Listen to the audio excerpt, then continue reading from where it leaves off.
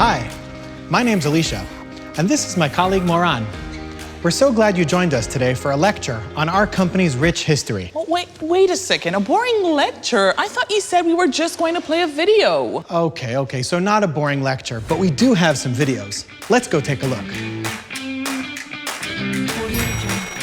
Our company has nearly 80 years of history in the agriculture industry. It's true. ADAMA has been around for that long, which is what makes it fascinating. It all started back in the 40s with 4 young entrepreneurs who were producing chemicals in Jerusalem for the Haganah, the Jewish paramilitary organization.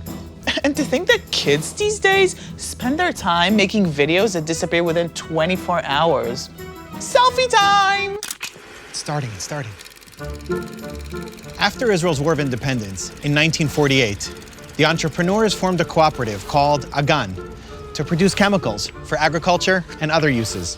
Around the same time, one of the original founders left and relocated to the desert to form another chemical company called Machteshem. You see, even then, we couldn't get 4 of our people to agree. At the same time, on the other side of the world, a company called Sanonda was founded in China. Wait, China? Why are you jumping to China? Remember that for later, pal. For 2 decades, the 2 Israeli companies competed against each other and created products separately, focusing mainly on the Israeli market.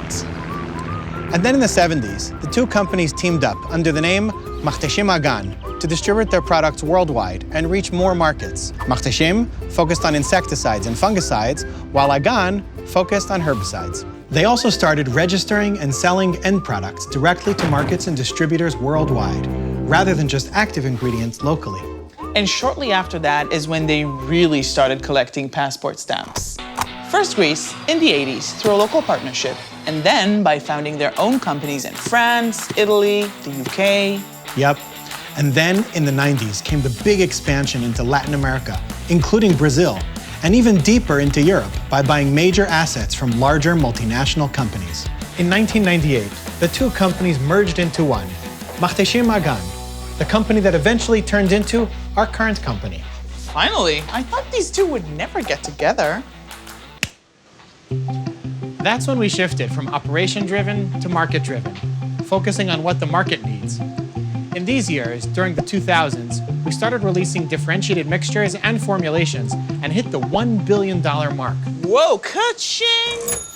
In 2009, we launched operations in India, going on to become the #2 player there in just 10 years. And in parallel, during the early 2010s, we also went deeper into Asia Pacific, including Thailand, Vietnam, Korea, and Indonesia. And we continued to grow in Europe, mainly through acquisitions in Poland, Slovakia, Hungary, and the Ukraine. Also in these years, we built up our non-crop business, which is now valued at over $1 billion and growing. Wow. Well, our once small company grew rapidly and was now operating all over the world, but still under many different local brands. It was time for a change to one company, one brand.